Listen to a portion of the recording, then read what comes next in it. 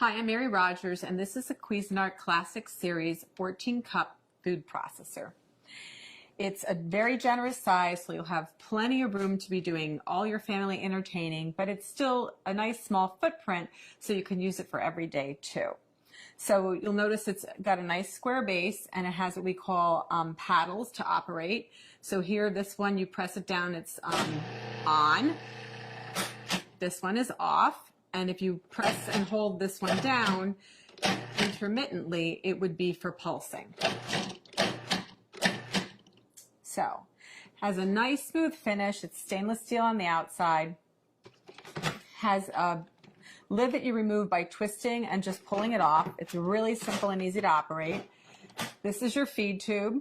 And there's also a smaller feed tube inside, which I'm going to show you how to use a little bit later. And you can actually drop things in through the feed tube like garlic. We're going to do garlic and jalapeno. And you can actually have the machine running. And it's a very efficient way to chop up garlic and some other items.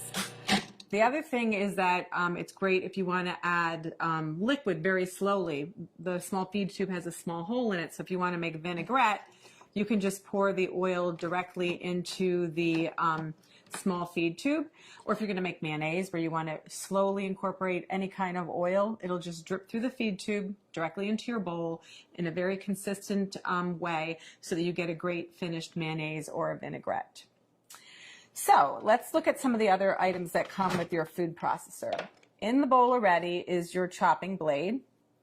And we call this the S blade because it's shaped like a little bit like an S. And this is used for everything from chopping herbs and onions to pureeing, mixing, and also kneading doughs. And then the next thing is your stem. And the stem is attached to the bottom of your discs by lining up this arrow here with this one here. It's a little hard to see. And you just press this down and turn to lock it into place. And then what you would do is you hold your disc by the edges, and there's also a little icon up here.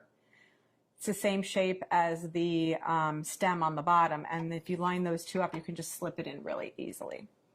So that's the shredding disc, and it's medium. We always recommend that you lay the disc down and then put on the stem accordingly. And to do any type of slicing and shredding, you would use the medium slicing disc, not shredding, slicing. And you do the same thing. You line the little arrows up. You press and turn to lock it into place. Always hold it by the edges. And once again, if you line the stem up, I'm not doing it very good, but this is the way it goes. You just slide it right into the work bowl. And then what you would do is you put your lid back on and you would slice and shred.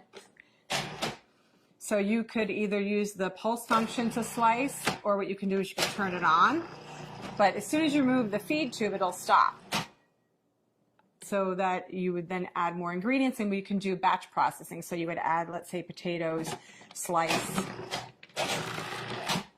and then continue on.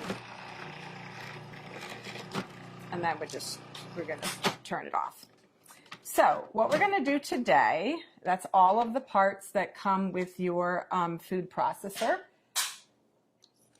And also you get a little spatula we help you with. What we're going to do now is we're going to put in the chopping blade. I'm going to show you how to make a guacamole very quickly and easily. So just put that in. And the first thing we're going to do is we're going to add our cilantro. I'm going to add most of it, not all of it. And you're going to see how efficient this machine is at chopping up ingredients. So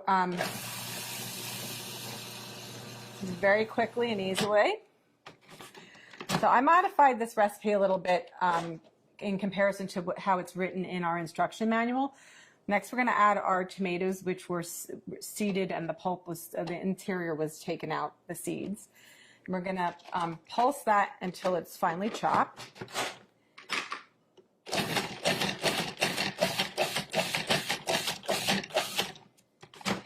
When you first start using a food processor, it's a good idea to actually use the pulse function because of the fact that you know, you just want to get used to using it. You also want to get used to the consistency, and it gives you much greater control. So I'm just going to reserve this. Sorry, this is like a... I'm going to reserve some of this so that when we put the guacamole together at the end, it'll still have some of the chunky tomato, but I'm not going to do all of it. And when you know, if you have your own favorite recipes, you can modify accordingly. So just remember that whatever you put in the bowl first, if it stays in there the whole time while you're chopping and mixing or pureeing, that will be the smallest thing at the end. So just keep that in mind. So I didn't remove everything, just most of it. So the next thing what we're going to do is, with the machine on and running, we're going to drop in the garlic and the jalapeno through the feed tube.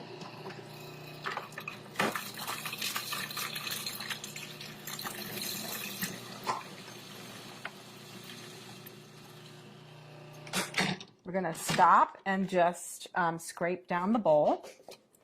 And then we're going to move on and add our onions, our green onion. Whoops, sorry. So we have to add the green onion. Again, we're going to chop that until it's fine. And then we're going to add the majority of the rest of our ingredients. The first being our fresh avocados. So just do that by adding that like so. And the last of the ingredients, so of course lime juice. This helps keep your guacamole also very fresh looking and gives it lots of extra flavor. This is the salt, cumin, and then the last ingredient is the chili powder. Give it a little zip. So now what we're going to do is we're going to put the lid back on, and then we're going to pulse until it's really creamy.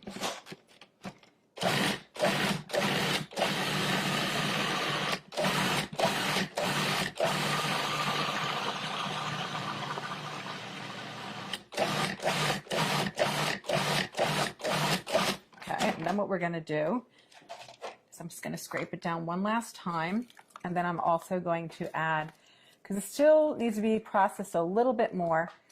And then what I'm going to do at this point too is add the balance of the cilantro that I reserved.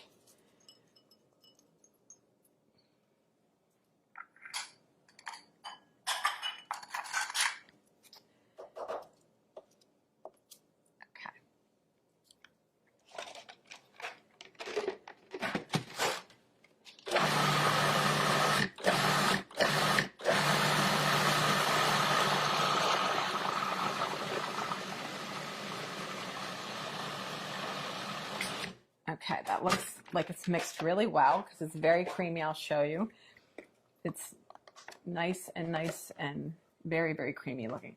So the last step is to add back in the tomatoes and the cilantro. And this is really just so that they don't become, you know, when you're pureeing the guacamole, you know, if it stays in there the whole time, you won't see the chunks of the tomato anymore. Let's just add that back in, and we're going to pulse until it's incorporated.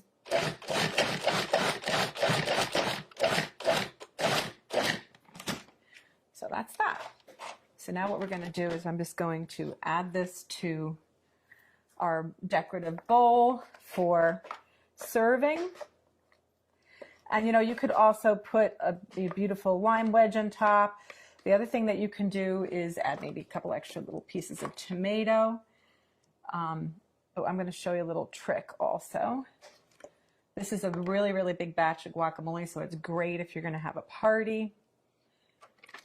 But the other thing too to remember is if you are going to be making this and then serving it like later, it's a good idea to put a couple of the pits in with the guacamole in the meantime, because this actually helps it, along with the lime juice, from turning brown on you. So you want to just cover this up. You can put it in the fridge if you want, or you can eat it right away. The other thing I want to mention too is there's so many great things that you can use your food processor for, not just guacamole, but you can make pizza dough or pasta dough. You can also make cookies. You can make all kinds of things like chicken salads and vinaigrettes. It's a lot of fun to use. It's really simple to operate. And the best thing about it is all the removable parts are dishwasher safe.